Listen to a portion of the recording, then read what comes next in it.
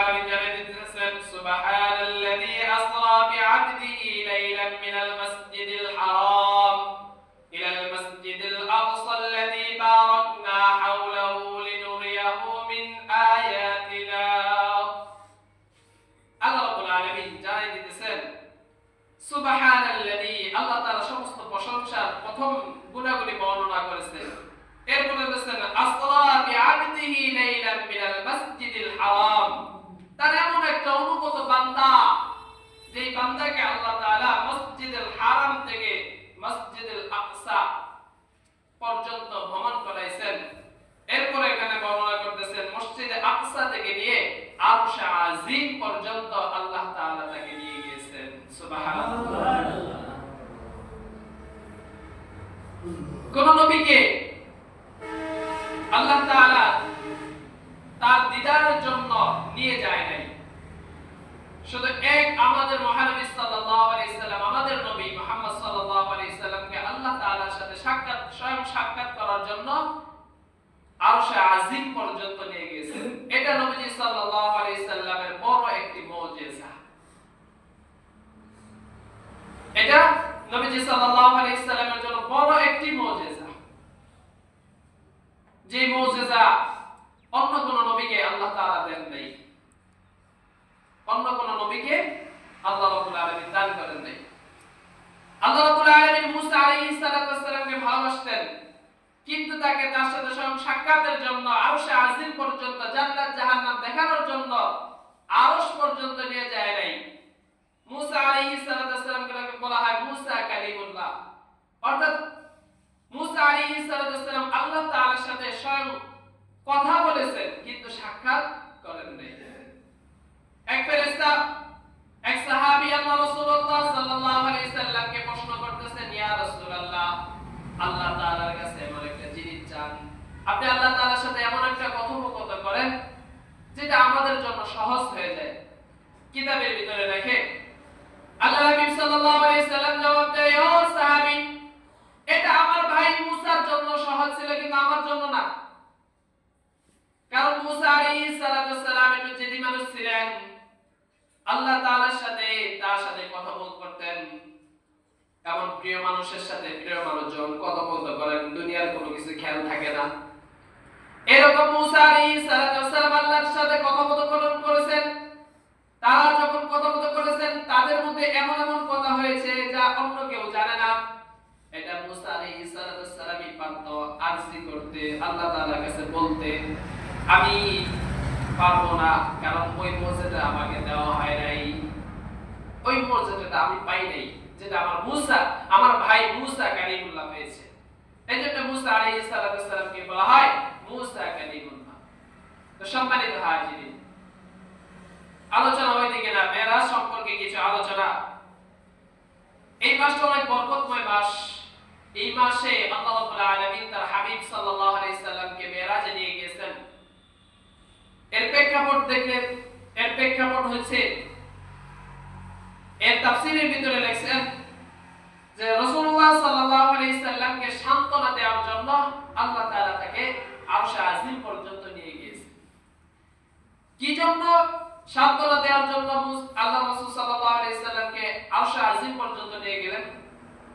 আল্লাহ হাবিব সাল্লাল্লাহু আলাইহি সাল্লাম যেন এটা না বলতে পারে আল্লাহ তাআলা কাছে, আল্লাহ তুমি আমাকে কোন জামানায় পাঠাইছো যেই জামানার মানুষগুলো সবচেয়ে বেশি গোমরাহ, অর্থাৎ আইমায়ে জাহিলিয়াতের যুগ যেটাকে বলা হয়, এই জামানায় আমাকে পাঠাইছো। এটার জন্য আল্লাহ হাবিব সাল্লাল্লাহু আলাইহি সাল্লাম আল্লাহ তাআলার কাছে না বলতে পারে, এই জন্য এই মুজিজাটা আল্লাহর হাবিব সাল্লাল্লাহু আলাইহি সাল্লামকে আল্লাহ তাআলা দান করেছেন। আল্লাহ তাআলা দান করেছেন। কারণ রাসূলুল্লাহ সাল্লাল্লাহু আলাইহি সাল্লাম যখন পৃথিবীর জমিনে আগমন করেন তখন কি ছিল? এমন একটা জুলুম, নির্যাতন, নিপীড়িত এমন একটা সময় আল্লাহ তাআলা রাসূলুল্লাহ সাল্লাল্লাহু আলাইহি সাল্লামকে পাঠাইছেন, যেই জায়গায় জনন্ত মানুষকে তার পেটের ভিতরে বাচ্চাটা মেয়ে আছে না ছেলে আছে এটা বিষয়ে তর্ক করে গর্ভবতী নারীকে যে হত্যা করতে পারে, তার পেটের বাচ্চাটাকে বাজি ধরে দেখতে পারে, এরকম জাহিলিয়াতের যুগে। আর ওই যুগটা এমন ছিল কোন কন্যা সন্তান জন্ম নিলে বাবাকে অভিশাপ দেওয়া হতো, যার কারণে কন্যা সন্তান জন্ম নিলেই আরবের ভূখণ্ডের ভিতরে তাদেরকে দাফন করে দিত, তাজা জীবিত মানুষটাকে দাফন করে দেওয়া হতো। এরকম যুগের ভিতরে আল্লাহর হাবিব সাল্লাল্লাহু আলাইহি সাল্লামকে আল্লাহ তাআলা পাঠাইছেন, যার কারণে আল্লাহ তাআলার কাছে যেন আল্লাহর হাবিব সাল্লাল্লাহু আলাইহি সাল্লাম কখনো বলতে না পারে, আল্লাহ তুমি আমারে কোন জামানায় পাঠাইছো, যেই জামানায় আমার উম্মতগুলো এত গোমরাহ যে জ্বলন্ত মানুষকে পুঁতে দেয়, জ্বলন্ত মানুষকে হত্যা করে ফেলে, এটা যেন বলতে না পারে। এই জন্য আল্লাহ তাআলা তাকে স্বয়ং তার আরশে আজিম পর্যন্ত সফর করাইছেন। এই সফরের কিছু ঘটনা, সব ঘটনা বলা সম্ভব না, প্রথম যুগে একটু হালকা পাতলা বলে দেই। আমাদের কিছু বর্জনীয় আছে, কিছু পরিত্যাগ করার জিনিস আছে, যেগুলো আমরা মাঝে মাঝেই করে থাকি, মাঝে মাঝেই আমাদের চলাফেরার ভিতরে এগুলো করে থাকি। আমাদের এগুলো ছাড়া দরকার, কারণ এই আযাবগুলো আল্লাহ তাআলার হাবিব সাল্লাল্লাহু আলাইহি সাল্লামকে আল্লাহ তাআলা মেরাজে দেখাইয়া এই জন্য দেখাইছেন, কারণ আল্লাহর হাবিব সাল্লাল্লাহু আলাইহি সাল্লাম আল্লাহ তাআলার কাছে আরজি করেছেন, ইয়া আল্লাহ আমার একটা গুনাহগার যেন বাকি না থাকে, আমি যদি জান্নাতে প্রবেশ করি, আমার উম্মত যদি একটা জাহান্নামে যায়, আমি জান্নাতে কখনো প্রবেশ করব না, অর্থাৎ আমার গুনাহগার সব উম্মতকে maaf করিয়া দিবা, এরপরে আমার সব উম্মতকে লইয়া আমি জান্নাতে প্রবেশ করব। সুবহানাল্লাহ।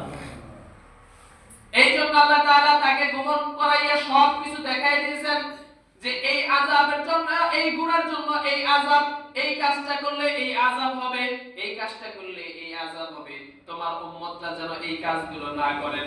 অর্থাৎ আল্লাহর নবী সাল্লাল্লাহু আলাইহি সাল্লাম এবং আল্লাহ তাআলা কোরআনের কারীমের ভিতরে আমাদেরকে সুস্পষ্টভাবে জানাই দিয়ে গেছেন, তোমরা এই কাজগুলো করবা না।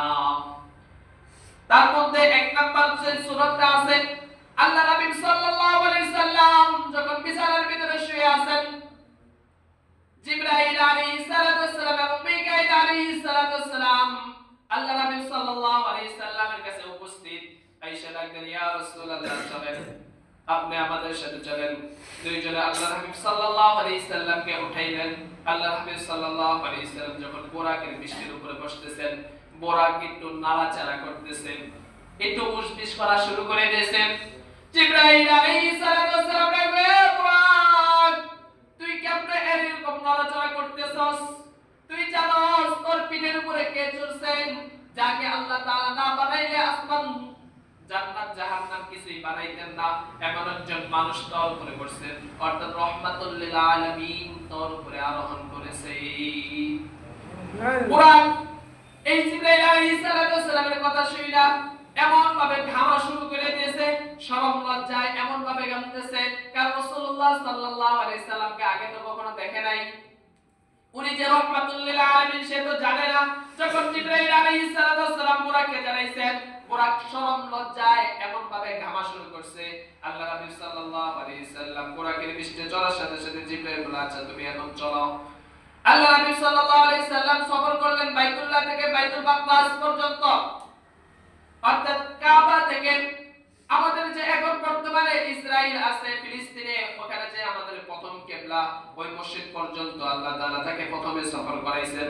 এরপরে আল্লাহ তাআলা সিঁড়ির মাধ্যমে আরশে আজিম পর্যন্ত আল্লাহর হাবিব সাল্লাল্লাহু আলাইহি সাল্লামকে নিয়ে গিয়েছে। সুবহানাল্লাহ। এটার বর্ণনা অনেক বর্ণনা পাওয়া যায়। ওই সময়কার বাদশা তাকে একজন ব্যক্তিকে জিজ্ঞাসা করেছিল যে মুহাম্মদ সাল্লাল্লাহু আলাইহি সাল্লাম যখন তাকে বাদশাকে ইসলামের দাওয়াত জন্য পাঠাইছিল, বাদশা বলেন তোমাদের মুহাম্মদ যে সফর করেছে আর শাহজি পর্যন্ত গেছে, মেরাজ করেছে, এটা কি সত্য কিনা? ওই সময় বাইতুল মাকদিসের যে কাবা ঘরে যে খাদেম ছিলেন উনি বললেন, ওনার বর্ণনা কয় হ্যাঁ এমন একটা ওই দিন রাতে একটা ঘটনা ঘটেছে, আমি প্রতিদিন রাতের বেলায় দরজাগুলো বন্ধ করে লক করে দিয়ে আসি, কিন্তু এমন একটা দরজা যে দরজাটা প্রতিদিনের ন্যায় বন্ধ হয়, কিন্তু ওই রাতে আমি বন্ধ করতে পারি নাই। আমার মনে হলো এমন দেওয়ালটা একটু নিচের দিকে নেমে গেছে, দরজাটা আর চাপতেছে না, এই জন্য আমি মিস্ত্রি ডেকে আনছিলাম। মিস্ত্রি বললেন এটা দিনের বেলা ঠিক করা যাবে, দেওয়ালটা একটু নেমে গেছে, হেলে গেছে, দেওয়ালটা ঠিক করা লাগবে। ওই দিন আমি আর দেওয়ালটা দরজা ওই দরজা একটা দরজা বন্ধ করতে পারি নাই। এরপরে ওই খাদেম জবাব দেয়, ও বাচ্চা শুধু তাই নয়, মসজিদের পাশে যে একটা পাথর ছিল, ওই পাথরের সাথে যে একটা কোনো কিছু বাঁধা হয়েছিল, এটার দাগ এখন পর্যন্ত আছে। বাদশা দুধ পাড়া দিলেন, দেখো দেখো যে ঠিক কিনা। বাদশা দুধ এসে খবর দেয়, হ্যাঁ ও বাদশা, এই রাত্রে জিবরাইল কোনো কিছু এই পাথরের ভিতরে বাঁধা হয়েছিল। জিবরাইল আলাইহিস সালাম বোরাককে ওই পাথরের সাথে বাঁধছিলেন, যেই কারণে পাথরের ভিতরে দাগ হয়ে গেছে। এখন বিস্তারিত অনেক ঘটনাও দিকে যাব না। জিবরাইল আলাইহিস সালাম বাইতুল মাকদাস থেকে আরশে আজিম পর্যন্ত সফরের জন্য আল্লাহর হাবিব সাল্লাল্লাহু আলাইহি সাল্লামকে আবার বুরাকের পৃষ্ঠে সিঁড়ির মাধ্যমে উঠাইলেন। উঠাইয়া যখন প্রথমে অতিক্রম করতেছিলেন, চলতেছিলেন, এক মুরব্বি বুড়া মা তিনাকে রাসূল সাল্লাল্লাহু আলাইহি সাল্লামকে ডাকতেছেন, ইয়া রাসূলুল্লাহ একটু দাঁড়ান। আল্লাহর হাবিব সাল্লাল্লাহু আলাইহি সাল্লাম বললেন, ও জিবরাইল একটু দাঁড়াও, কেন মুরব্বি একজন ডাকতেছে। আল্লাহর হাবিব বলেন, না। আল্লাহর হাবিব সাল্লাল্লাহু আলাইহি সাল্লাম জিবরাইল আলাইহিস সালাম বলেন, না না, দাঁড়ানো যাবে না, আপনি চলেন, সামনে চলেন। সামনে অগ্রসর হওয়ার পরে আরেকটা বৃদ্ধ লোক রাসূল সাল্লাল্লাহু আলাইহি সাল্লামকে ডাকতেছেন। রাসূল সাল্লাল্লাহু আলাইহি সাল্লামকে জিবরাইল বলেন, না না, চলেন, সামনে চলেন। আরেক দল সামনে একটু অগ্রসর হওয়ার পর আরেকটা দল 10-12 জন একটা দল, একটা কাফেলা অপেক্ষা করতেছে। রাসূল সাল্লাল্লাহু আলাইহি সাল্লামকে সালাম দিতেছেন। জিবরাইল আলাইহিস সালাম ডাক দিয়ে বললেন, ইয়া রাসূলুল্লাহ, ইয়া হাবিবাল্লাহ, তাদের সালামের জবাবটা আপনি দিয়ে দেন। জিবরাইল আলাইহিস সালামকে আল্লাহর হাবিব সাল্লাল্লাহু আলাইহি সাল্লাম ডাক দিয়ে বললেন, প্রথম যে মা ডাকলো, তুমি আমাকে দাঁড়াতে দিলে না, তার কথাটা শুনতে দিলে না। জিবরাইল আলাইহিস সালাম উত্তর বলেন, ইয়া রাসূলুল্লাহ, ইয়া হাবিবাল্লাহ, ওই বুড়ি মাটা ছিল বুড়ো দুনিয়ায় আপনাকে ডাকতেছিল, দুনিয়ার পিছের দিকে আপনাকে টানতে লাগছিল, এইজন্য আমি আপনাকে থামতে দেই নাই, সামনে অগ্রসর হতে বলেছি। আল্লাহ নবী সাল্লাল্লাহু আলাইহি সাল্লাম আবার ডাক দিয়ে বললেন, জিবরাইল দ্বিতীয় যে একটা মুরব্বি বেটা ডাকলো, আমাকে ওই সময় দাঁড়াতে দিলে না, কারণ কি? জিবরাইল আলাইহিস সালাম ডাক দিয়ে, ইয়া রাসূলুল্লাহ, ইয়া হাবিবাল্লাহ, ওই লোকটা ছিল শয়তান। শয়তান আপনাকে দুনিয়া থেকে ঠেলতে চেয়েছিল, শয়তান আপনাকে দাঁড় করাতে চেয়েছিল, আল্লাহর দিদারটাকে বন্ধ করতে, তার পথ পেতে ওই জায়গায় বসে আছিল, এই জন্য আমি আপনাকে থামতে দেই নাই। কই এই যে দলটা সামনে সালাম দিল, 10-12 জনের দল, কই ইয়া রাসূলুল্লাহ, এগুলো কেউ নাই, এগুলো মুসা কালিমুল্লাহ, ইব্রাহিম আলাইহিস সালাম, আল্লাহর পয়গম্বর তো এখানে দাঁড়ায় আছে আপনাকে স্বাগতম জানানোর জন্য। এই সালামটা আপনি গ্রহণ করেন। আল্লাহর হাবিব সাল্লাল্লাহু আলাইহি সাল্লাম সালাম গ্রহণ করলেন। প্রথম আসমানে বাইতুল মাকদাসে যাইয়া হাজির হইলেন। সমস্ত নবী আম্বিয়া আলাইহিস সালাম আল্লাহ তাআলা আদেশ করলেন তাদেরকে একত্র হওয়ার জন্য। জিবরাইল আলাইহিস সালাম সব নবী, আদম থেকে নিয়ে আমাদের নবী আসার আগ পর্যন্ত, ঈসা আলাইহিস সালাম পর্যন্ত যত নবী আম্বিয়া আলাইহিস সালাম আসছেন, প্রথম আসমানে বাইতুল মাকদাস, ওই যে আল্লাহ তাআলা যে মসজিদ আছে, ওই মসজিদের ভিতরে সকলকে একত্র করলেন। সব আম্বিয়া আলাইহিস সালাম মুখের দিকে তাকাই আছে, আজকে কি জন্য একত্র করা হয়েছে? আর জিবরাইল আলাইহিস সালাম বললেন, তোমাদেরকে নামাজের জন্য আল্লাহ তাআলা আদেশ করেছেন। আর এই নামাজটা কে পড়াইবে, কে ইমামতি করবে? মুসা আলাইহিস সালাম আরেক নবীর দিকে তাকায় থাকেন, ঈসা আলাইহিস সালাম আরেক নবীর দিকে তাকায় থাকেন, সবাই সবার দিকে তাকায় আছেন। জিবরাইল আলাইহিস সালাম আমাদের নবী মুহাম্মদ সাল্লাল্লাহু আলাইহি সাল্লামকে হাতে ধরে সামনে অগ্রসর করে দিলেন, ইয়া রাসূলুল্লাহ, আপনি নামাজ পড়াইবেন। সুবহানাল্লাহ। এটা হলো আমাদের নবী সাল্লাল্লাহু আলাইহি সাল্লাম মেরাজের দ্বিতীয় মুজিজা। মেরাজের প্রথম মুজিজা যে মেরাজ হয়েছে, আর দ্বিতীয় মুজিজা নবী আলাইহিস সালাম আম্বিয়া আলাইহিস সালামের ইমামতি করিয়াছেন। এরপর আল্লাহর হাবিব সাল্লাল্লাহু আলাইহি সাল্লামকে আল্লাহ তাআলা সামনে অগ্রসর করে ডেকে নিলেন। আল্লাহর হাবিব সাল্লাল্লাহু আলাইহি সাল্লাম যাইতেছেন, আল্লাহ তাআলার হাবিব সাল্লাল্লাহু আলাইহি সাল্লাম দেখলেন কিছু লোক এমন বড় বড় নখ দিয়ে তাদের মুখের ভিতরে আশ্রাইতেছেন, এমন ভাবে আশ্রাইতেছেন যে যেগুলো তামার তৈরি, এমন ভাবে ছিঁড়ে গোশতগুলো মুখ থেকে ছিলতেছেন নিজেরাই। আল্লাহর হাবিব সাল্লাল্লাহু আলাইহি সাল্লাম জিবরাইল আলাইহিস সালামকে ডাক দিয়ে বললেন, জিবরাইল, এই লোকগুলো কারা? এই লোকগুলো এমন কেন করতেছে? জিবরাইল আলাইহিস সালাম বলেন, এই লোকেদের হাত এত বড়, এই হাতের ভিতরে তামার মতো নখ দিয়ে তারা মুখ ছিলতেছে, এই জন্য তারা দুনিয়াতে কি করত? মানুষের গীবত করত, দুনিয়াতে মানুষের গীবত করে বেড়াইতো। আল্লাহ তাআলা সূরাতুল হুজুরাতের 12 নম্বর আয়াতের ভিতরে আল্লাহ তাআলা জানাই দিয়েছেন, তোমরা যে পিছনে গীবত করো, তোমরা কি তোমার মৃত ভাইয়ের গোশত কখনো খাইছো? তোমরা কি, তোমাদেরকে যদি আদেশ করা হয় আয়াতের ভিতরে তাফসীর অনেক বেশি, এত তাফসীর করার সময় নাই, সংক্ষিপ্ত আকারে বলিয়ে দেই। আল্লাহ তাআলা হুজুরাতের ভিতরে 12 নম্বর আয়াতের ভিতরে আল্লাহ তাআলা মানবদেরকে ডাক দিয়ে বলতেছেন, তোমরা কি তোমরা মৃত মানুষের গোশত খাইছো কখনো? তোমাদের ভাই এদের গোশত কি তোমরা কখনো ছিঁড়ে ছিঁড়ে খাইছো? এই যারা পিছনে গীবত করে, গীবত গায়, আল্লাহ নবী সাল্লাল্লাহু আলাইহি সাল্লাম জিবরাইলকে ডাক ধরে, এটা কি তাই এই শাস্তি? জিবরাইল আলাইহিস সালাম বলে, হ্যাঁ ইয়া রাসূলুল্লাহ, আপনার উম্মতের মধ্যে যারা পিছনে গীবত করবে, আরেকজন ব্যক্তির নামে বদনাম গাইবে, এর শাস্তি কিয়ামতের ময়দানে আল্লাহ তাআলা এরকম শাস্তি দিবেন। নাউজুবিল্লাহ। মানুষের গীবত করলে কিয়ামতের আপনার মৃত্যু হওয়ার সাথে সাথে, এক বর্ণনায় আছে মরা পর্যন্ত দেই বিসমিল্লাহি ওয়া আলা মিল্লাতি রাসূলুল্লাহ বলে যখন কবরে রাখবে, প্রথম যে ব্যক্তিটা আপনার কবরে 3 মুঠ মাটি গিফট করে 40 কদম সরে আসার পরই আপনার মুনকার নাকির আয়েশা উপস্থিত হয় সওয়াল জবাব করার জন্য, এরপর পরই আযাবগুলো আল্লাহ তাআলা শুরু করে দেন তার কবরে। এইজন্য সম্মানিত হাজিরিন, আমাদের পিছনে কখনো গীবত করা যাবে না। এরপর আল্লাহ নবী সাল্লাল্লাহু আলাইহি সাল্লামকে জিবরাইল আলাইহিস সালাম সামনে অগ্রসর করে নিয়ে যাইতেছেন। দ্বিতীয়ত দেখেন এক ব্যক্তিকে দরিয়ায় হাবুডুবু খাইতেছে, দরিয়ায় হাবুডুবু খাইতে দেখতেছেন এবং পাথরের লোকমা খাইতেছেন। আল্লাহ নবী সাল্লাল্লাহু আলাইহি সাল্লাম জিবরাইল আলাইহিস সালামকে ডাকতে বলে, ও জিবরাইল, এই লোকগুলো দরিয়ার ভিতরে দিয়ে হাবুডুবু খাইতেছে, আবার দেখি পাথরের লোকমা বানাইয়া, আমরা যেরকম লোকমা বানাইয়া খানা খাই, ভাত খাই, এরকম পাথরের লোকমাগুলো খাইতেছে। কারণ কি? আল্লাহ নবী সাল্লাল্লাহু আলাইহি সাল্লামকে জিবরাইল আলাইহিস সালাম ডাকতে বলে, ইয়া রাসূলুল্লাহ, যারা দুনিয়ার ভিতরে যারা সুদ খাইবে, অন্যের মাল আত্মসাৎ করে খাইবে, গরিবের গাম মাথার ঘাম পায়ে ফেলিয়া যে টাকাগুলো উপার্জন করে, এই থেকে যারা সুদের ব্যবসা করে, যারা সুদ খায়, আল্লাহ রাব্বুল আলামিন তাকে মরার পরে এই শাস্তিটা দান করবেন। নাউজুবিল্লাহ। পাথরের লোকমা খায় আর রক্তের সাগরের ভিতরে হাবুডুবু খাইতেছে। আল্লাহ নবী সাল্লাল্লাহু আলাইহি সাল্লাম, এখানে অনেক বর্ণনা, এত বর্ণনা লম্বা করার সময় নেই, কয়েকটা স্টেপ আমি বলে দেই। এগুলো থেকে আমাদের পরিত্যাগ হওয়া দরকার, বাঁচা দরকার। এগুলো আমরা অহরহ করে থাকি, কিন্তু কি কারণে কি শাস্তি হবে একটু জেনে নেন। আল্লাহ নবী সাল্লাল্লাহু আলাইহি সাল্লামকে আবার সামনে অগ্রসর করে নিয়ে যাইতেছেন। আল্লাহ নবী সাল্লাল্লাহু আলাইহি সাল্লাম সামনে অগ্রসর হইয়া দেখেন আরেকদল মানুষ মাথায় এমন ভাবে পাথরের আঘাত করতেছেন, চূড়া পাথরের দ্বারা তাদেরকে এমন ভাবে আঘাত করতেছেন, মাথাটা চূর্ণ বিচূর্ণ হয়ে যাইতেছে। ফেরেশতারা পাথরকে আনার জন্য আবার যায়, আবার মাথা ঠিক হইয়া যায়। আবার ফেরেশতারা তার মাথায় পাথর মারে, মাথাটা চূর্ণ বিচূর্ণ হইয়া যায়। আবার ফেরেশতারা পাথর আনতে যায়, ফেরেশতা পাথর আনতে আনতে মাথাটা এমনি এমনি আবার ঠিক হইয়া যায়। আল্লাহ নবী সাল্লাল্লাহু আলাইহি সাল্লাম ডাকতে বলে, এ জিবরাইল, এটা কি কারণে এরকম শাস্তি দিতেছেন? আল্লাহ নবী সাল্লাল্লাহু আলাইহি সাল্লামকে জিবরাইল আলাইহিস সালাম ডাকতে বললেন, ইয়া রাসূলুল্লাহ, ইয়া হাবিবাল্লাহ, এটা হলো যারা নামাজের ভিতরে গাফলাতি করে, যারা নামাজে আসে না, বেনামাজি, আল্লাহ তাআলা তাদেরকে শাস্তি এটাই অনবরত একবারে কিয়ামত পর্যন্ত, মৃত্যু হওয়ার পরপরই কিয়ামত পর্যন্ত এই শাস্তিটা আল্লাহ তাআলা দিতে থাকবে। যারা নামাজে দেরি করে আসে, যারা নামাজ পড়ে না, এদের এই শাস্তি।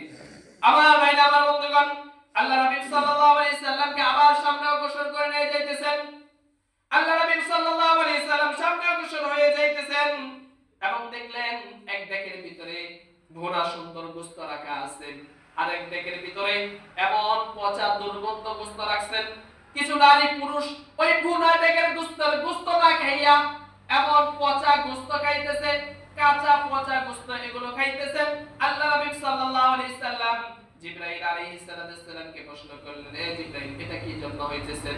জিবরাইল আলাইহিস সালাম বললেন, ইয়া রাসূলুল্লাহ, ইয়া হাবিবাল্লাহ, এই দলটা হলো ওই দল যাদের স্বামী থাকা সত্ত্বেও স্ত্রীরা অন্য লোকের সাথে পরকিয়া করত, যাদের স্ত্রী থাকা সত্ত্বেও স্বামীরা অন্য বেটির সাথে, অন্য বিবির সাথে পরকিয়া করত। আল্লাহ তাআলা কিয়ামতের ময়দানে এই শাস্তিটা তাদেরকে অনবরত দিতে থাকবে। যারা পরকিয়ার সাথে জড়িত, স্ত্রী আছে, এর সত্ত্বেও মোবাইলে আরেকজনের বিবির সাথে আলাপ করে, আরেকটা মেয়ের সাথে তার জীবনটা নষ্ট করে, পরকিয়া করে, এরকম স্বামীও আছে, এরকম স্ত্রীও আছে। এদের জন্য আল্লাহ তাআলা এই শাস্তিটা বরাদ্দ করে রাখছেন।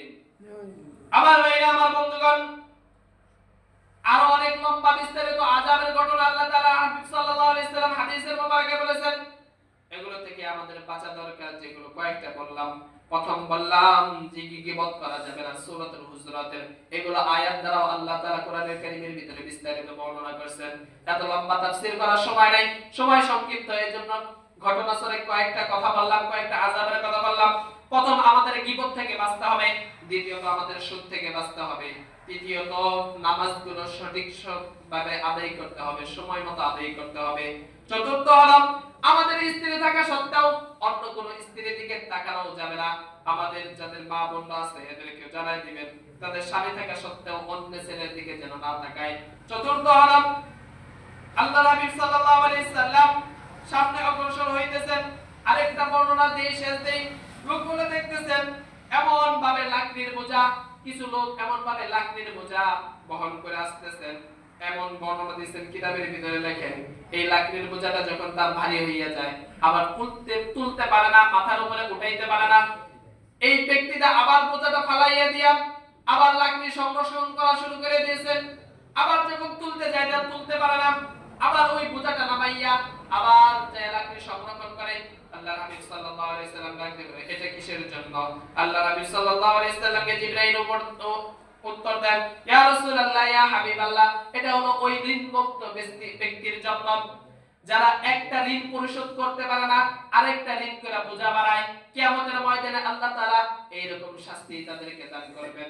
সম্মানিত হাজিরিন, আল্লাহ রাব্বুল আলামিন আমাদেরকে এই আযাবগুলো থেকে বেঁচে থাকার জন্য তৌফিক দান করুন, সকলে আমিন। সম্মানিত হাজিরিন, মেরাজের অনেক ঘটনা আছে, অনেক আযাব আল্লাহ রাসূল সাল্লাল্লাহু আলাইহি সাল্লাম দেখে আসছেন। তো এখানে আমি যে কয়েকটা আযাবের কথা বললাম, এগুলো আমাদের দ্বারা হয় কি হয় না? হয়। এগুলো অনবরত হচ্ছে নাকি হচ্ছে না? হচ্ছে না। আমরা মানুষের গীবত করি না। আসলে গীবতটা কি এটাই তো জানি না। গীবতটা কি এটাই তো জানি না। এটাই বুঝি না। গীবতটা হলো একটা সাধারণ একটা উদাহরণ দেই। আপনার গীবত কতটুকুই বলা হবে, একজন ব্যক্তি নামে আপনি আরেকজন ব্যক্তির কাছে কিছু কথা বলতেছেন, তার সুনাম করতেছেন না বদনাম করতেছেন, যে এই লোকটা এরকম, ওই লোকটা এরকম কাজ করছে, এরকম কাজ করছে। ওই ব্যক্তিটা এই কথাটা শোনার পরে আপনাকে সে বিশ্বাস করে, আপনাকে সে ভালোবাসে, কিন্তু আপনি তার নামে বদনাম করতেছেন। এটা সেই ব্যক্তি শোনার পর যদি তার দিলের ভিতরে কষ্ট লাগে, সে যদি ব্যথা অনুভব করে, এটাকে আল্লাহর কোরআনের ভাষায় গীবত বলা হয়। এটাই গীবত, এটাই গীবত। এরপরে সুদের কিছু আসেন, সুদ তো এটা অনবরত আছে, যারা কিস্তির সাথে জড়িত এরা তো সুদের সাথে অনবরতই জড়িত। আল্লাহ রাব্বুল আলামিন আমাদেরকে মোটা মোটা কয়েকটা আযাব, যেগুলো আমরা আমাদের চলাফেরার ভিতরে আসে যায়, এগুলোকে আল্লাহ তাআলা আমাদের পরিত্যাগ করার তৌফিক দান করুন, আমিন। ওয়া আখির দাওয়ানা আলহামদুলিল্লাহি রাব্বিল আলামিন।